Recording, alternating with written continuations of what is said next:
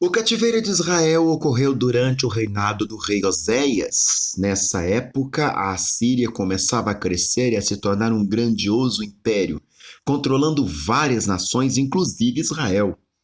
Durante os últimos 30 anos de Israel, o país foi acometido de muitas tragédias, injustiças e assassinatos em razão de desprezarem e desobedecerem aos mandamentos de Deus. A nação israelita após entrou em decadência política, social e econômica após todo esse contexto.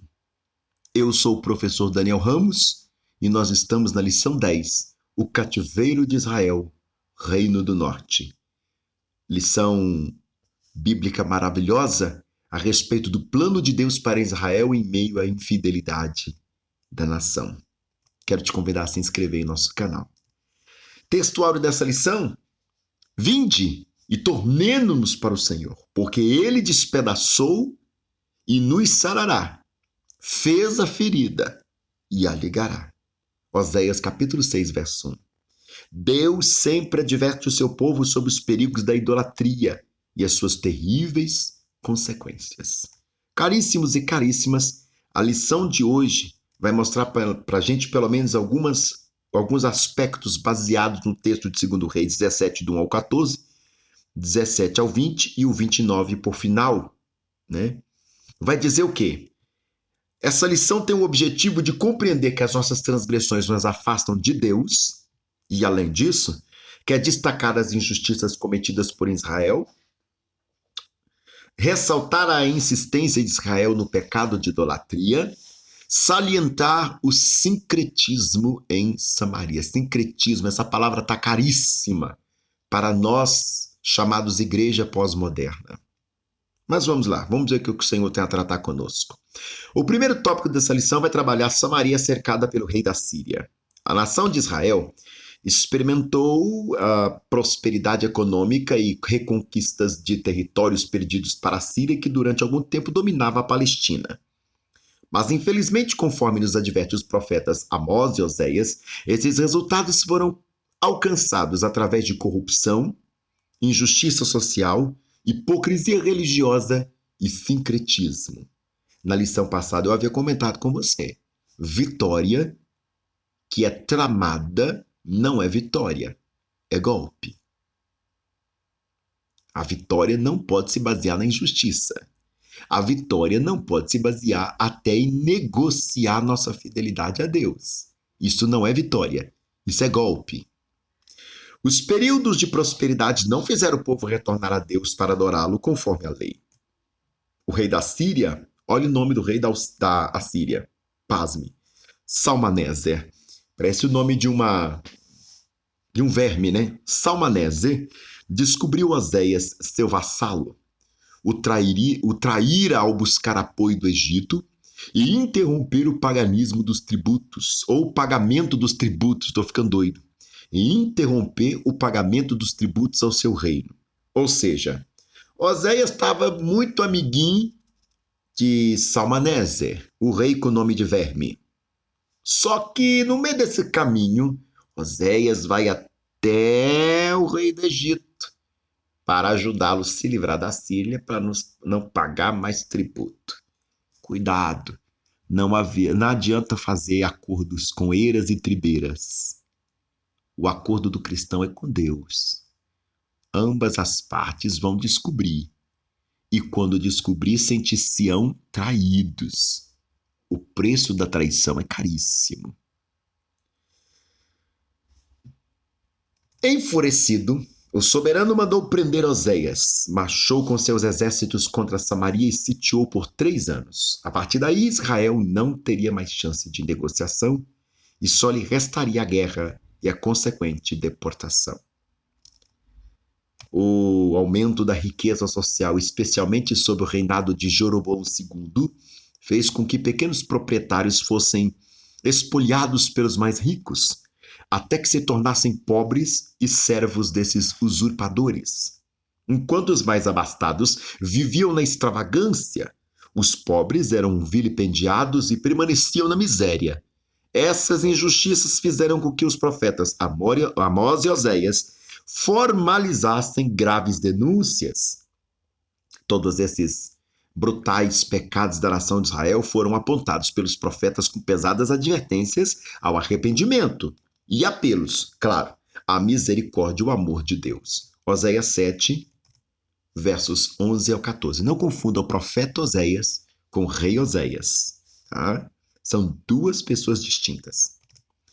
A síntese do tópico primeiro: nossa natureza pode produzir perversão e maldade, porém cabe a nós combatermos essa atitude dia a dia e extingui-las da nossa vida. É o que Paulo vai dizer, né? Eu levo cativo a Cristo o meu velho homem. Ele está aqui? Está. Mas ele está cativo a Cristo.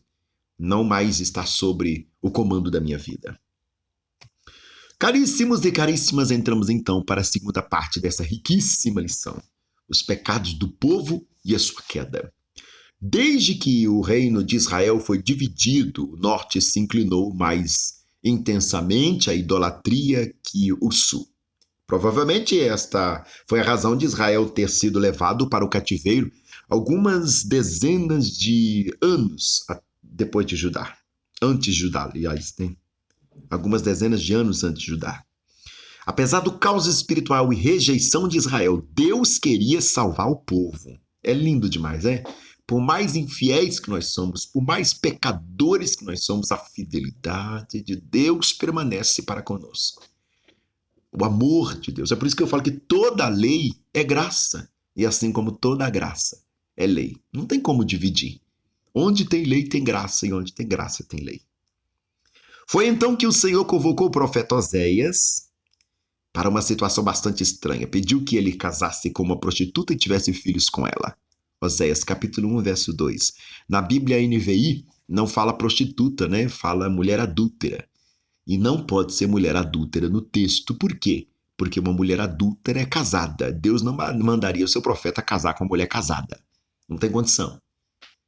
Ela já tem uma aliança. Mas Deus chama a mulher prostituta. Prostituta é que tem vida fácil. Fácil entre aspas, né? Deus me livre.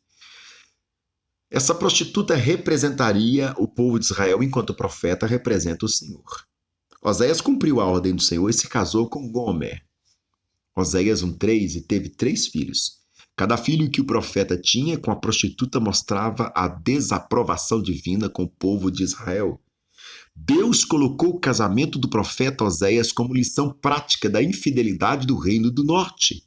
Nessa metáfora, a prostituta, Israel, deixa o seu marido, Deus, para se deleitar com seus amantes, o Egito e a Síria. A palavra Senhor, para quem não sabe, quer dizer marido, tá bom? Assim como Baal também quer dizer marido. Curiosamente. Deixa eu só tomar uma água aqui. Enquanto isso, você dá um glória a Deus aí. Ou então, clica no joinha.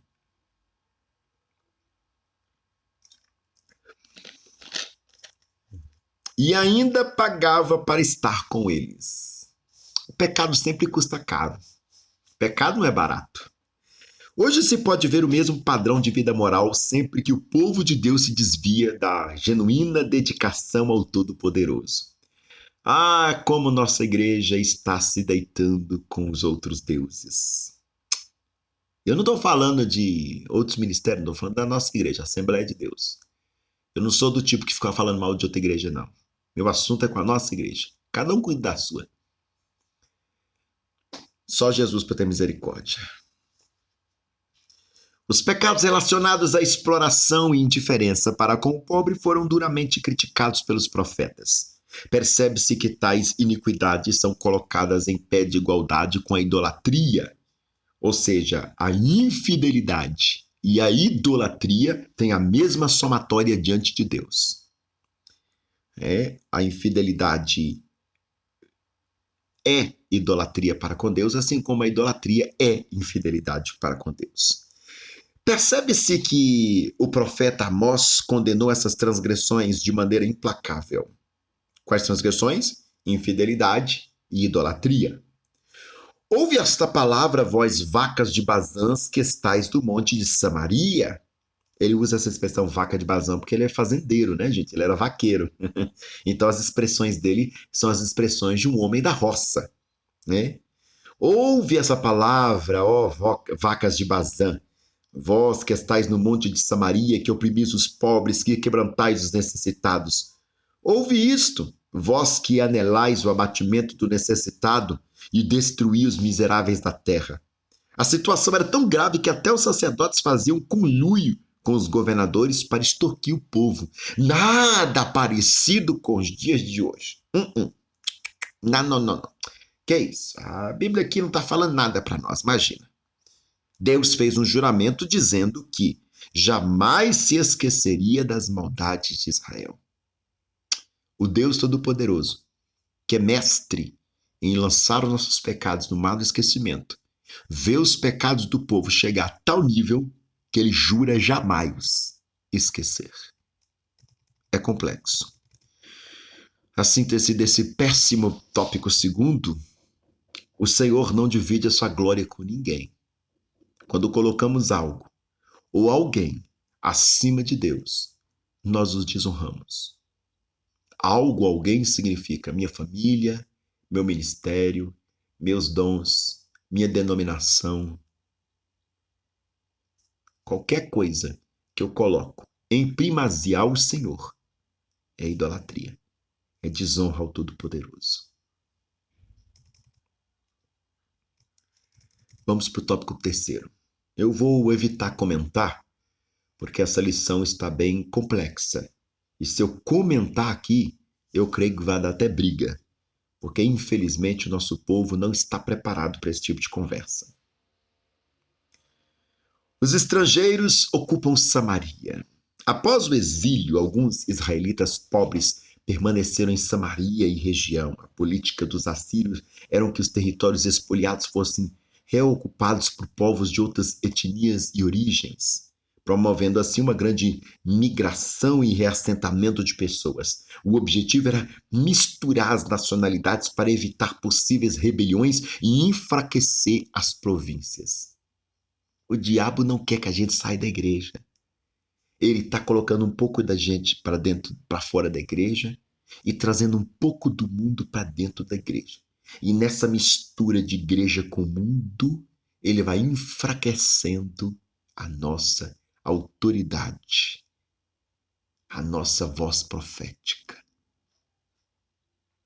Imagina, tem nada a ver com nossos dias. Essa mistura de gente, mistura é antônimo de santidade. Santidade e separação. Mistura fez com que o povo de Israel, que restou em Samaria junto aos povos de outras nações, tornasse a religião israelita ainda mais sincrética. Mistura os povos, mistura os costumes, misturam-se os deuses. Por isso que lemos no Evangelho de João: os judeus não se comunicam com os samaritanos. Apesar do antagonismo entre judeus e samaritanos, Jesus os contemplou com muito amor. Ele deu atenção à mulher samaritana e lhe anunciou o reino, fazendo-a conhecedora da fonte de água, que sacia a sede de forma definitiva.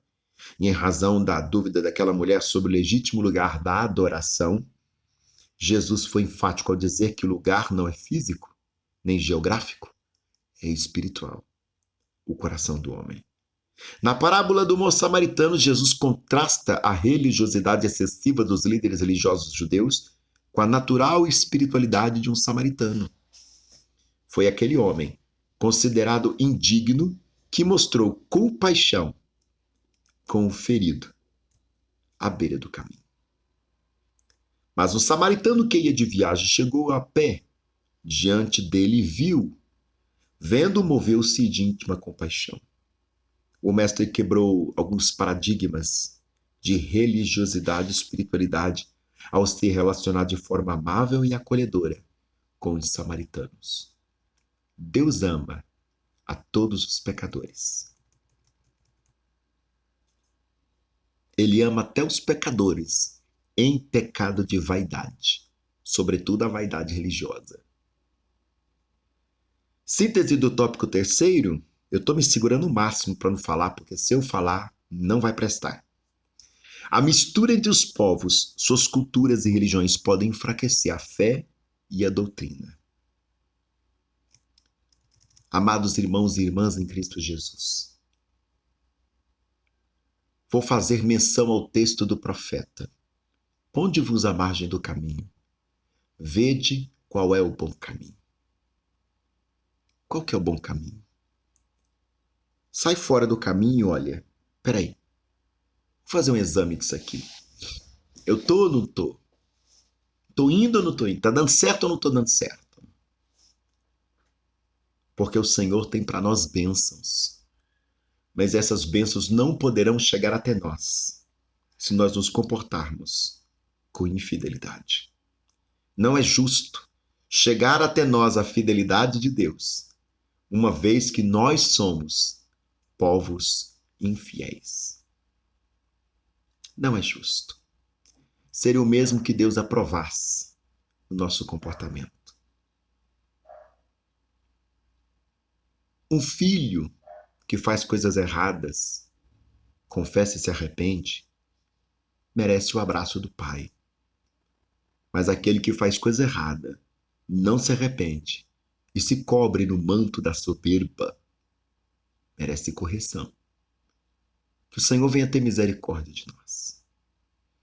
Que o Senhor possa destravar toda a questão cauterizada em nossas mentes e nos fazer voltar para o seu maravilhoso caminho. O autor conclui: não faltou advertência para que Israel abandonasse a idolatria e fosse poupada do cativeiro, assim como não está faltando advertência para a igreja voltar a se converter ao Senhor e ser poupada do inferno. Cada vez mais, a nação afundava em seus pecados. A maneira drástica, porém, misericordiosa e amorosa de Deus retornar o seu povo ao aconchego do seu amor foi, infelizmente, conduzi-lo ao cativeiro e à dispersão. Muitas vezes, meus queridos, ministérios inteiros estão ruindo, igrejas inteiras estão ruindo, famílias inteiras estão ruindo. Para que a gente pare e perceba, meu Deus. Eu acho interessantíssima aquela cena quando Jesus chega no templo e vira a mesa, né? Ele está falando ali desde os 12 anos. Ninguém dá ouvido. Quando Jesus vira a mesa, todo mundo para, fica aquele auê todo. Não. Eu estou falando com vocês desde sempre. Mas eu precisei fazer algo drástico para que você parasse e me ouvisse. E quantas vezes o Senhor precisa virar a mesa das nossas vidas para que nós observemos a sua voz. Que Deus nos ajude a atentarmos para a sua palavra, a fim de não escolhermos, ou não acolhermos, ou não colhermos os amargos frutos da desobediência. O pecado é uma delícia. Não vou mentir para você. Mas a consequência é péssima. Péssima. Pensa bem. Reflita. Que o Senhor possa nos dar misericórdia. Beijo no seu coração. Te espero na próxima aula.